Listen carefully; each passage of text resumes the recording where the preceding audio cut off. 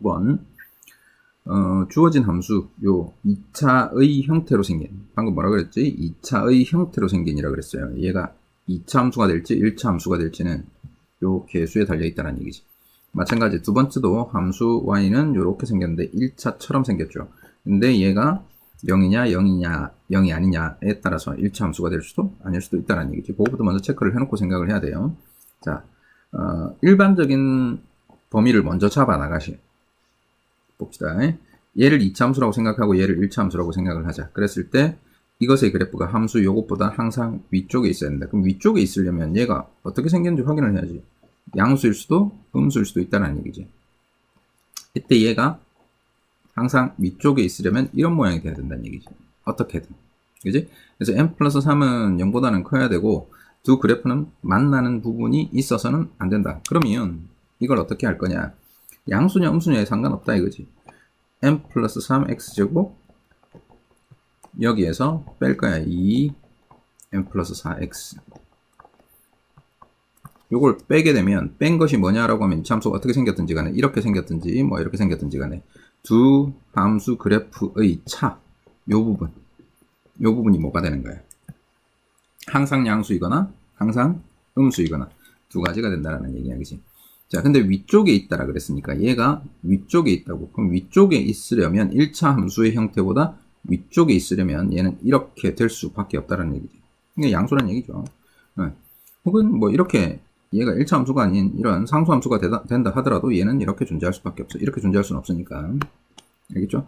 그리고 1차 함수라면 어때? 얘가 상수가 될 수는 없다는 얘기지. 즉 m은 뭐가 될 수는 없다.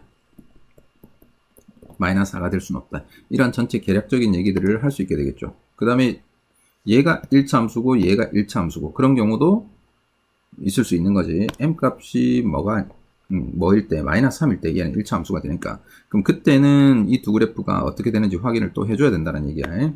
자, 항상이다. 요 개수들이 0일 때 0이 아닐 때 두 가지 케이스로 나눠서 하는 거. 요건 줄 필요가 없네. 자, 일단 얘가 항상 위쪽에 있어야 되니까 0보다 커야 돼. 2차 함수가 1차 함수보다 위쪽에 존재해야 된다. 그러면 이때 판별식 D가 0보다 작고 n 플러스 3은 0보다 커야 된다는 거. 두 가지 다 체크해야 되는 거 알고 있죠? 그래프가 이렇게 이제 이 세 가지 경우에 대해서 가능한 건 이거밖에 없다. 항상 함수랑 연결시키는 거 계속 반복적으로 얘기를 했던 부분이고 꼭 머릿속에 그냥 이게 풀이와 연관이 있든 없든 간에 항상 머릿속에 자리 잡고 있어야 되는 거예요. 자, 판별식 해봅시다. 2로 끄집어내면 마이너스 n 마이너스 3이니까 n 플러스 3의 제곱에 마이너스 5에 n 플러스 3 식은 이렇게 되겠네요. 그지? n 플러스 3으로 묶어내고 n 마이너스 2 판별식이 0보다 작다. 그래서 m은 마이너스 3과 2 사이가 되겠네요. 그럼 2보다 작으니까 얘가 0이라는 그 범위 자체는 아예 벗어나 있는 거지. m은 마이너스 4가 당연히 아니니까. 이렇게 됐을 때 이게 첫 번째 단계고 두 번째 단계 뭘 체크해 줘야 된다. 이 개수가 0이다. 만약에 이 범위 안에 마이너스 4가 들어가는 그 범위가 존재한다면 요 1차 함수가 0이 될 때 그때 따로 한번 조사를 해줘야 되겠지. 자, m이 뭐일 때? 마이너스 3일 때 되는지 안 되는지 한번 봅시다. m이 마이너스 3이면 y는 2x가 되고 그 다음에 1차 함수는 2x 마이너스 5 이렇게 되겠네. 자, 두 그래프를 보니까 평행하게 되지. 그러니까 만나지 않고 y 콜 2x가 y 콜 마이너스 2x 마이너스 5보다는 항상 위쪽에 존재하는 이 조건을 만족한다. 그래서 이렇게 되겠죠. 요 범위까지 넣어줘야 된다는 거. 잊지 말자. 요거 아마 놓치면 그냥 이 문제는 틀리는 거죠. 자, 두 개의 2차 함수가 있어. 하나는 아래로 볼록이고 하나는 위로 볼록인데 요것도 잘 봐놔야 돼. 요 부분. x 값이 서로 다른 값이 들어가도 상관없다라는 얘기. 같은 값이 들어가도 상관없고 임의의 두 실수라고 했기 때문에 이 두 개의 값은 같을 수도 다를 수도 있다라는 얘기야. 그러니까 요렇게 넣었을 때랑 요렇게 넣었을 때랑 항상 얘보다는 위쪽에 있어야 된다는 얘기. 자, 요런 문제를 풀 때 어떻게 접근하는 방식이 있냐면 x1도 변수고 x2도 변수란 말이야. 자, 쌤이 요거 푸는 방법에 대해서 하나 얘기를 했던 게 뭐냐면 둘 다 움직이는 놈이고 변하는 놈이야. 그럼 그럴 때 하나는 상수 취급하시고 나머지를 변수에 대해서 생각을 하면 된다 그랬어요. 자, 이 그래프의 위에 있는 점 fx요. fx 위에 있는 한 점을 x1이라고 잡을게. 그럼 이 상태에서 여기에 있는 모든 점들에 대해서 얘가 커야 돼. 그럼 누구하고 비교하겠냐 이거야. 이 위에 있는 모든 점들을 x2라고 보는 거예요. 생각해보자고. 자, 옮겨. 그럼 이 x1에 대한 함수값 fx1이 이 위의 모든 점에 대해서 크려면 당연히 여기 있는 이 gx의 최대값보다는 크면 되는 거지. 자, 이 상태는 이 x1을 옮겨도 전혀 문제가 없다는 얘기야. 다시 한 번 더. 둘 다 변수이기 때문에 둘 다 동시에 움직이면서 생각하지 말고 하나를 고정시켜요. x1. 이 아이디어는 앞으로 모든 고2, 고3에서 네가 만나게 될 문제들을 푸는데도 반드시 실마리가 되는 거니까. 자, x1이다, x1. 이 x1보다 여기 있는 모든 값을 집어넣은 것보다는 크다. 되겠지. 그러니까 어디에서만 조사를 하면 된다. gx의 최대값과 요 지금 x1에서의 함수값과 비교하면 되겠다. 자, 그래서 정리. fx1이라는 게 뭐보다 크다? 요렇게 할까? 최대값 gx. 요렇게요. 자, 이해됐지? x1일 때 이런데 이 x1도 역시 마찬가지 변수기 때문에 이제 옮겨보는 거라고. 자, x1이 어딘가로 옮겨가, 쭉 옮겨가. 그지? 이 위치까지 왔다고 쳐보자고. 그럼 이 위치에서도 마찬가지. 그 상태는 변하지 않죠. 이걸 모두 결론을 내려보란 말이야. 그럼 최종 결론은 어디로 가는 거야? fx의 최소값이 gx의 최대값보다 크면 된다라고 결론이 내려진다라는 얘기지. 알겠지? 순차적이야. 변수 두 개가 같이 움직일 때, 동시에 움직일 때, 이럴 때 하나 쪼개서 나가요. 둘 중에 하나는 상수 취급해보고 그 상태에서의 환경을 전체로 확장시켜 나간다 라는 개념 접근을 하면 되겠다. 그래서 결론은 쉽다. fx의 최소값, 실수 전체에서의 최소값이니까 꼭지점 찾으면 되겠죠. 꼭지점이 2분의 m, 4분의 m제곱 마이너스 2분의 m제곱이니까 마이너스 4분의 m제곱 플러스 4m 이렇게 되고, 이게 fx의 꼭지점이 되죠. 요게 fx의 최소값 됐나? 그 다음 gx의 최대값 역시 꼭지점 찾으면 되니까 2분의 3, 마이너스 4분의 9 플러스 4분의 9 4분의 9 플러스 3m 마이너스 3이니까 3m 마이너스 4분의 3 이렇게 되겠네요. 그죠? 즉 요 y값의 대소 비교로 끝이 난다 라는 얘기지. 마이너스 4분의 m제곱 4m 얘가 3m 마이너스 4분의 3보다 크면 된다.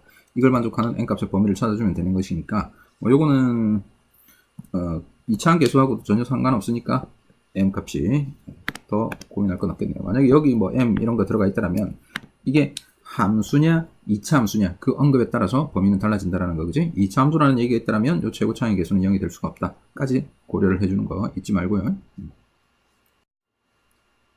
22번 2차 함수 fx가 요렇게 돼 있대. 자, 요것도 여러 번 또 언급된 거니까 이제 계속 나올 때마다 또 기억을 해놔야지. 기억 잘 안 하지. 이렇게 주어지면 얘가 x equal a 대칭이다 라는 사실을 알고 있다. 알겠지? 즉 이에 대해서 대칭인 함수다 라는 겁니다. 대충 하려고 절대 하지 말고 이런 상황들은 다 외워놔야 돼. 그럼 2차 함수가 x equal 2에서 대칭이라는 말은 거기에 여기가 대칭축이라는 얘기고 여기 어딘가에 꼭지점에 놓여 있다는 얘기죠. 그리고 보니까 0에서의 함수값과 1에서의 함수값 비교를 해뒀네. 자, x equal 0이 여기 있고 x equal 1이 여기 있다고 치자. 그러면 1에서의 함수값, 0에서의 함수값. 대소관계가 이러니까 얘는 위로 볼록인 요러한 2차 함수가 되겠네. 여기에 꼭지점에 놓여있고. 자, 가능하죠. 어려운 전혀 아니다. 그 다음 3에서의 함수값과 4에서의 함수값이 저런 관계를 갖느냐 라고 물어봤으니까 자리 찾아보면 되죠. 3이고 4다. 그지? F3의 크기가 크다. 당연히 틀렸고. 그 다음에 fx equal 0은 서로 다른 두 실근을 갖느냐 라고 했는데 x축의 위치를 우리는 이 상태에서 전혀 알 수가 없어요. 그죠? 알 수 있는 건 오로지 얘밖에 없어. 대칭축의 위치밖에 모르니까 x축 어딘지 몰라. 그래서 서로 다른 두 실근을 갖는다 말도 안 되는 얘기고 답은 디귿이라는 걸 알 수 있는데, 자, 디귿이 뭐냐라고 하니까 fx가 k보다 작은 모든 실수에 대해서 k보다 작은 이렇게 되니까 대소관계란 말이야. 그러니까 얘의 최대값이 얘보다 작으면 돼요. 즉 꼭지점이 y equal k보다 아래쪽에 놓여 있으면 된다라는 거지, 그지? 그래서 디귿은 답이 되겠다. 23번.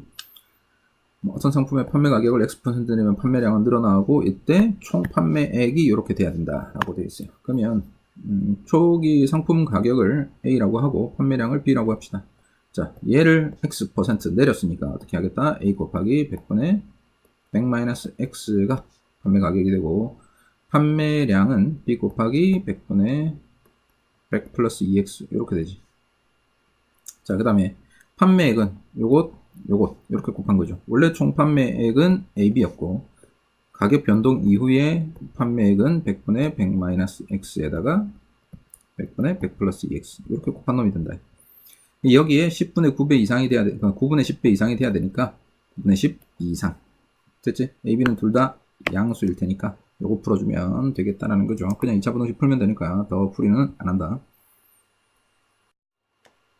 자, 이 문제를 풀면 풀수록 지금 진짜 질문인지 그냥 막 찍어서 그냥 뭐 물어본 건지 대단히 의심스럽지만 풀이는 합니다. 자, 뭐 이런 문제 풀 때 그냥 한 군데 모아주는 거 다 알고 있는 것이고 이렇게 되겠죠. 요 길이가 x 돌았어. 이게 길 3개를 합친 거가 될 테니까 그죠? 3x가 되겠지. 요 길이는 8-3x, 이 길이는 6-x 이렇게 되는 이 상태. 그럼 여기가 화단의 넓이가 되고 요게 길의 넓이가 될 것이다. 화단 만드는데 2만원, 그 다음에 길 만드는데 1만원 이렇게 비용이 든답니다. 그러면 화단 넓이 구해서 곱하기 2, 그 다음에 길 넓이 구해서 곱하기 1, 얘가 56만원 이하다. 이렇게 풀면 되겠지, 그지? 자, 전체 한번 해봅시다. 화단의 넓이를 A라고 하고 길의 넓이를 B라고 해보자. 요 B는 어떻게 구해? 이 사각형 요 부분의 넓이를 그냥 각각 쪼개서 구할 수도 있겠지만 굳이 그러지 말고 전체 넓이를 알고 있으니까 48에서 뭘 빼면 된다? A를 빼면 된다는 얘기죠. 그럼 이 부등식은 어떻게 되는 거예요? 화단의 넓이의 2배, 2A, 그 다음에 길의 넓이가 B 이렇게 되죠. 그럼 B 대신에 48-A 들어가면 되니까 A 플러스 48 그죠? 얘가 56이 하다. 이렇게 풀게 되는 거겠지. 됐죠? 그러면 A 넓이가 6-x 8-3x 넘어가면 마이너스 8 얘가 0이 하다. 요 부등식 풀면 되니까 어렵지?